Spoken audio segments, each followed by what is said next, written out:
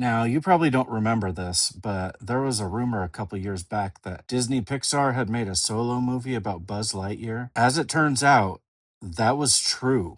Lightyear is a 2022 animated anti adventure film whose conceit is that it's the 1995 movie that Andy from Toy Story saw that made him want a Buzz Lightyear doll in the first place. Turns out, little Andy likes boring crap. Since nobody saw it, let me summarize briefly. Buzz Lightyear is a space ranger awakened from hypersleep on a long distance space flight to investigate life on a newly discovered planet. Instead of going on a shuttle like somebody who isn't stupid, he lands the entire ship on the planet, and wouldn't you know it, but they get stuck there. Turns out the planet is full of hostile plants and animals, so they should probably try to leave. So they build a ship to test out replacement hyperspace jewels. Even though it seems like Lightyear is gone for a few minutes, he's actually been gone for 4 years. And for some reason, the faster he goes, the more years he's gone. That doesn't make any sense because taking longer is actually the opposite of going faster, but stay with me here. As Lightyear pops back in every couple of years to discover that nobody but him is even trying to get the ship working again, he sees that all the lazy bones morons around him are spending their precious time and resources trying to make comfy lives for themselves in literal hell. His Space Ranger partner settles down in a stunning and brave gay marriage and somehow finds herself pregnant, which for some reason is a much more noble engineering feat than, I don't know, trying to make a new hyperspace jewel so they can leave. Turns out that Lightyear's pet toy cat robot figures out how to make the hyperspace jewel, but it takes him 64 years to do it. Why they couldn't have linked up 100 toy cats and had this figured out in under a year, I don't know. By this time, though, Lightyear's partner's dead, and some other dude has taken over the settlement and turned it into a managerial state run by himself and a team of ponytailed librarians. His idea is to just fence themselves in and tough it out on Hell World until their eventual demise. Lightyear says, "Forget that," and steals the ship for one last run. Turns out that the pet cat toy robot hyperspace jewel works. Too bad. It also turns out that Emperor Zurg made it to Hellworld a week or so ago, and now there's some boring action scenes we gotta slog through now. It also turns out that Zurg is an emperor of nothing, and it's just Buzz Lightyear from the future. Yawn. He wants to go back more in time and stop them from landing on the planet in the first place. But Lightyear got to know his partner's granddaughter, so he can't let that happen. So he kills some Carmpit Superstride or whatever you're supposed to say.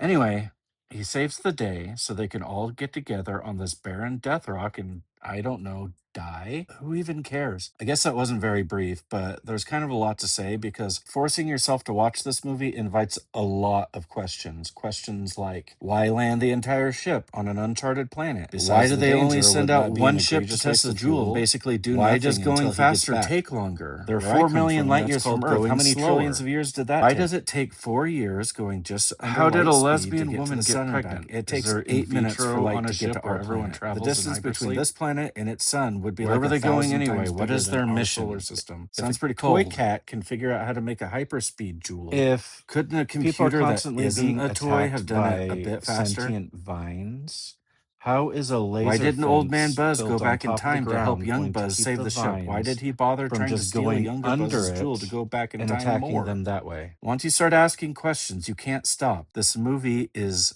that stupid. The sad thing is that it thinks it's smart. The people who made this thought you were going to be so wowed with the story and animation that it didn't bother doing anything interesting. You're trapped on a dull gray world. The action scenes just blow past you like they didn't even happen. And besides some cute toy cat stuff, all the jokes fall flat all 1,000 times that each of them are repeated. This movie claims it's from 1995, but it's really just a retread of Interstellar, but dumber and uglier and somehow even less funny. But as bad as that sounds, the worst thing about it is that it may be the single most subversive movie ever made. And I'm not talking about the gay marriage thing. This is an action movie that is actively against heroism. You see, the fact that Lightyear wants to save everyone is actually a bad thing. Him sacrificing himself so that everyone else can live is wrong. His obsession with correcting his mistakes is exactly what a villain would do, so that's what he becomes. And so, to destroy the villain within himself, he must repent from the sin of heroism. He must renounce adventure and resign himself to dying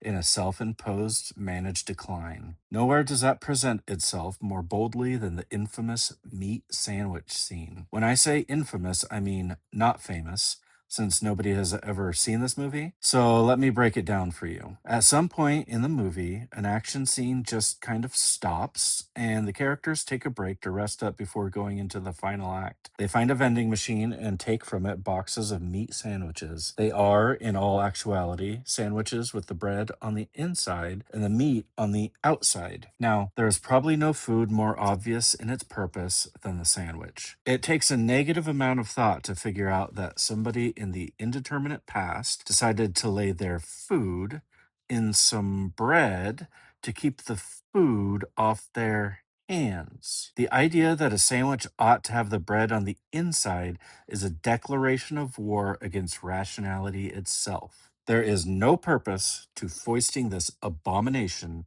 upon yourself or your loved ones other than demoralization and subversion. Yuri Bezmenov himself couldn't have imagined the psychological warfare involved in convincing the public to eat sandwiches with the meat on the outside. Lightyear succinctly defends the normal position, saying that in his day, the bread was on the outside. Then the rest of the group proceeds to gaslight him. They tell him that 2 slices of bread is too many. They tell him that the indelible grease and meat juice left on their hands is the best part. Then they play the role of the victim, incontinently spraying Lightyear with guilt and shame about how insecure they are about all their shortcomings. In a gesture of pathological empathy, Lightyear takes a bite of the godforsaken sandwich, assuring everyone else that it's actually good. How long did you do it like that? Forever. This is a distillation of this entire movie. Lightyear needs to stop trying, stop being a hero, stop leading from the front lines. He needs to join the herd, embrace the decline, find a nice apartment in the Hellworld settlement, eat the slop, settle down with a nice young man who will love him tenderly and put a baby in his butt or whatever. Thankfully, only a few dozen people were subjected to this attempt at brainwashing. Its existence has now passed on into myth, where it belongs, only accessible through a video a guy made that you once watched, liked, and subscribed to his channel, and some relic of a bygone age called Disney Plus, exactly where it belongs. Anyway, thanks for listening.